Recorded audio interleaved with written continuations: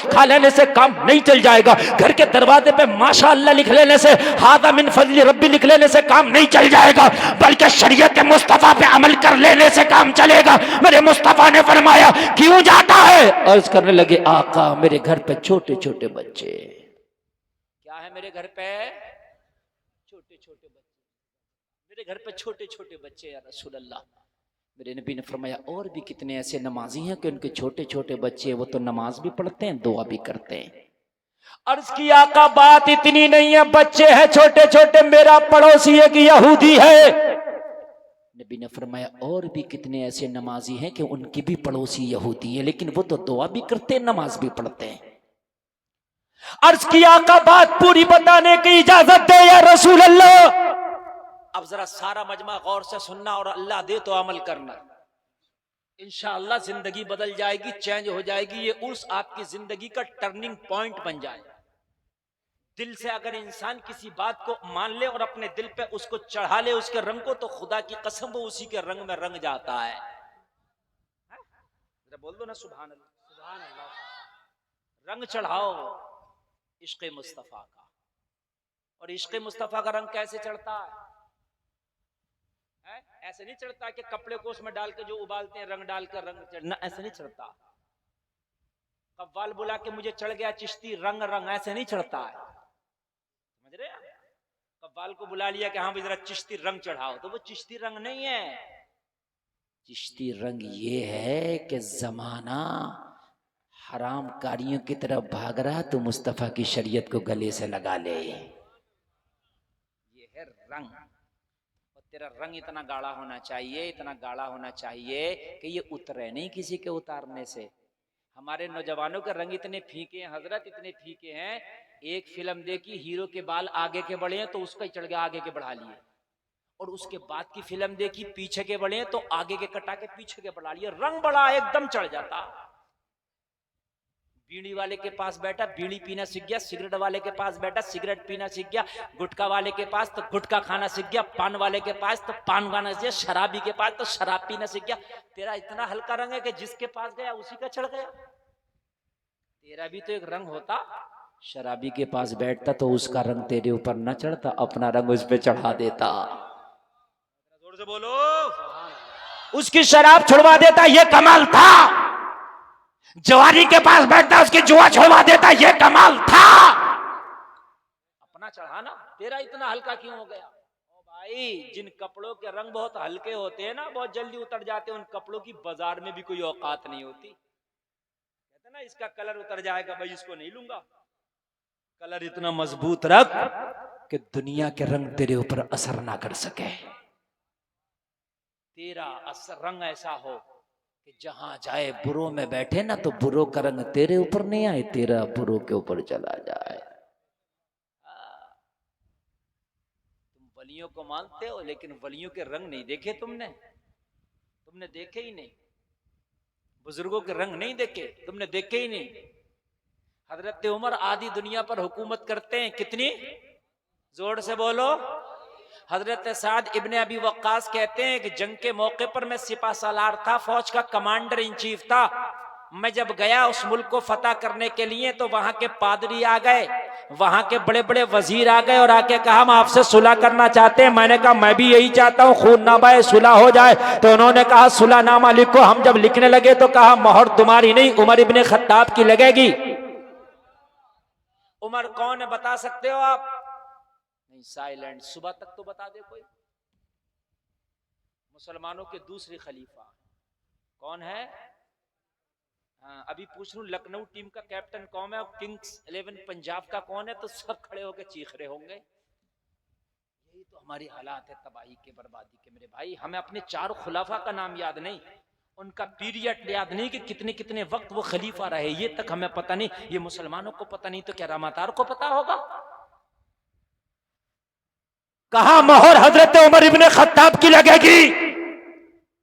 खत भेजा मैंने उमर को बुलाने के लिए, हुजूर आप आ जाएं। पद कितना बड़ा हजरत उमर पे, आधी दुनिया के हुक्मरान। कितना बड़ा पद है, जोर से बोलिए। आधी दुनिया, छोटी मोटी आपका पद नहीं है। और बताऊं डिग्री बताऊं आपकी डिग्री कितनी बड़ी है? मेरे नबी फरमाते अगर मेरे बाद कोई नबी होता तो उमर होता। डिग्री सुन लो नौजवान, जरा एक बार उमर की डिग्रियां और देख लो जरा यार। हम कहते हैं मेरे पास मौलवी की, आलिम की, मुफ्ती की, हाफिज की, कारी की डिग्रियां, जरा उमर की डिग्री देख लो। और उमर की डिग्री वो है जिसे कोई मदरसा नहीं दिया बल्कि मदीने वाले मुस्तफा ने दी है। लोगों कान खोल के सुनो, उमर की डिग्री देखो। नबी फरमाते मेरे बाद अगर कोई नबी होता तो उमर होता। दूसरी डिग्री देखो, मेरे नबी फरमाते आसमान के सितारों के बराबर अगर किसी की नेकियां है तो मेरे उमर की।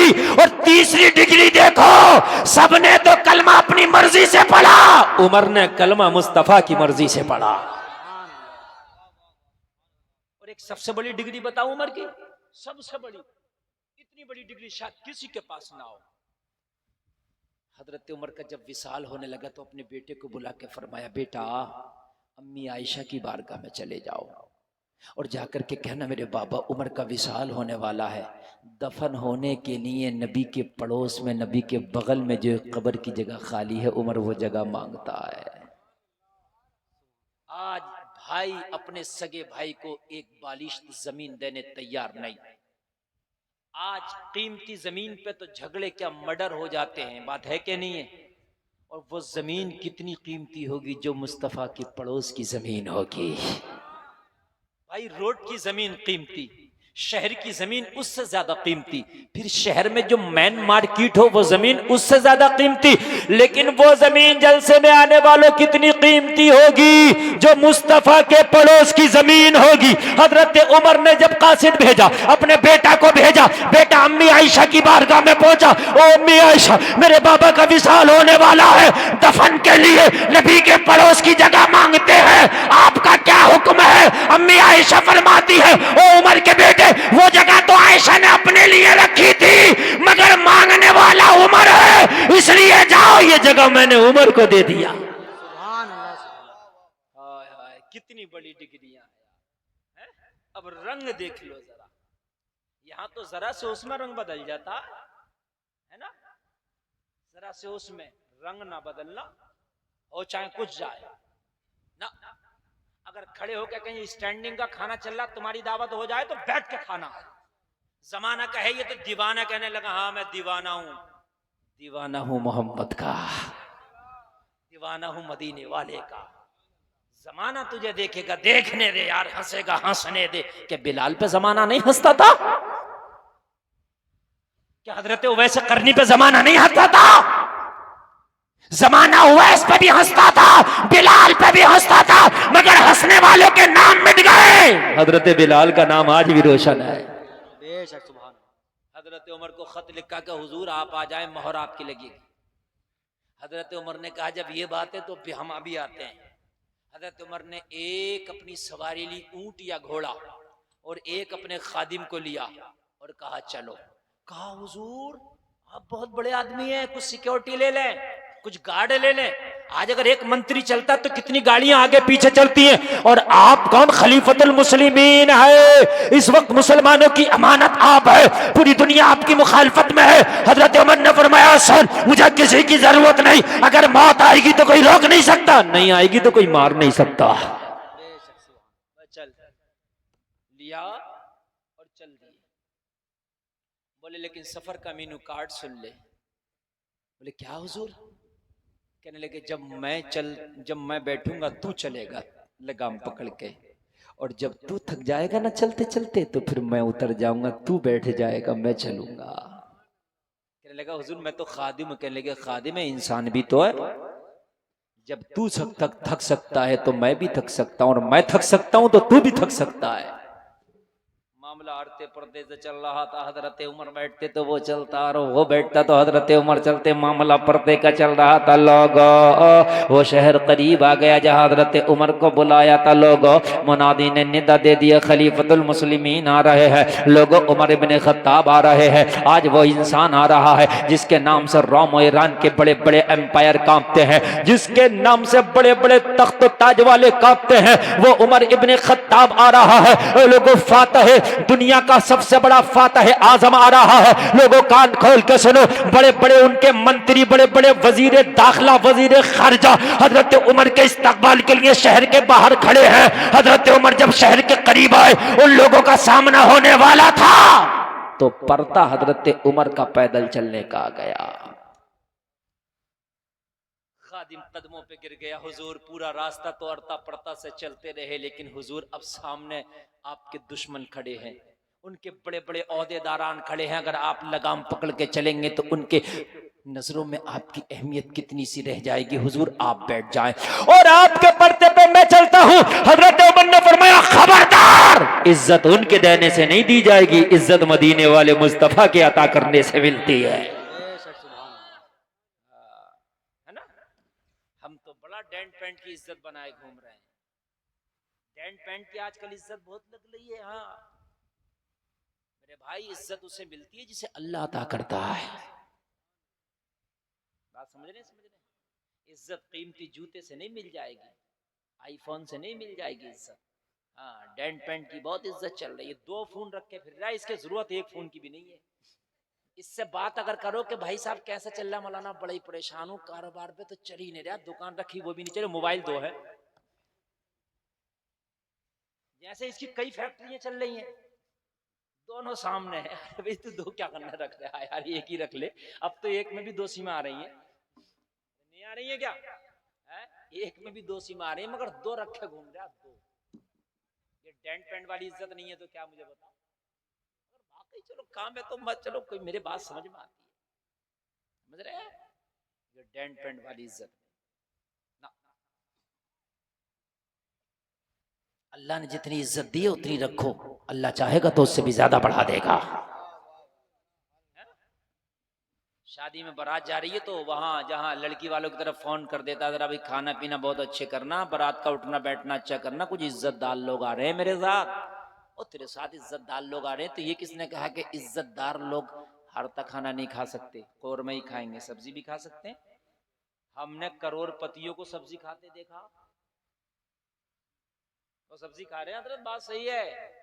हाँ मगर लड़के वाले कहा इसकी बड़ी हालत खराब हो जाती है। नहीं भाई मेरी तो इज्जत है। भाइयों इज्जत दिल दुखाने से नहीं है, दिल रखने से होती है।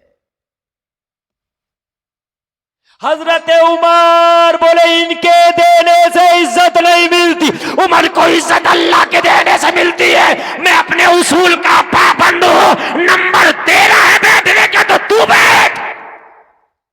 रही बात इज्जत की, तो इससे कम तो इज्जत समझ रहा, उमर को मदीने से बुलाया गया यार। मोहर तो साद इब्ने अबी वक्कास भी लगा देता, जो मेरा कमांडर बन के गया, मैंने जिसको सिपे सलार आदम बनाया। लेकिन ये उमर की इज्जत नहीं है कि उमर को मदीने से बुलाया गया मोहर लगाने के लिए। जोर से बोलो, जोर से और जोर से बोलो।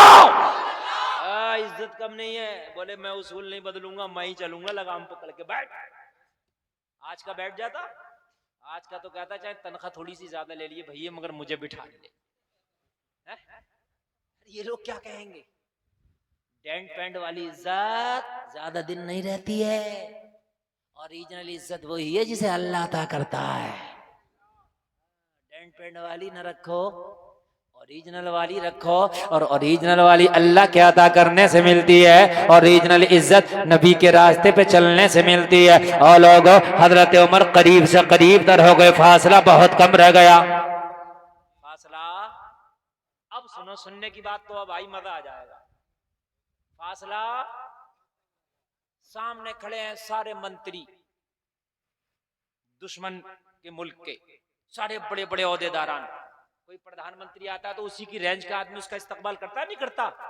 प्रधानमंत्री का इस्तकबाल कोई टीचर तो नहीं करेगा ना, उसी की रेंज का जो अधिकारी होगा वही करेगा ना।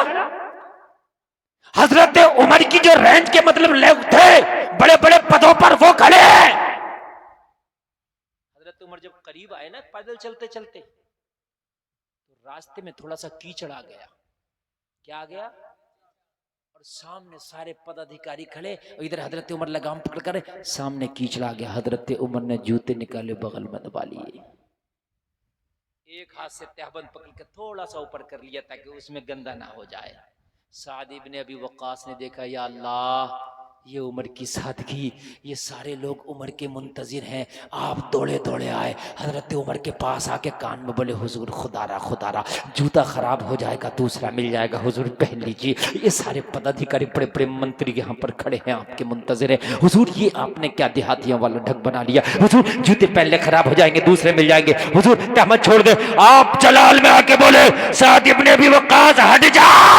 अरे आपने पगड़ी उतारी और पगड़ी उतार के फरमाया, सुन, ये जो पगड़ी को इज्जत मिली है इनकी वजह से नहीं, मेरे मौला की वजह से मिली है। अरे इन चार लोगों की वजह से उमर अपना उसूल बदल दे? नहीं,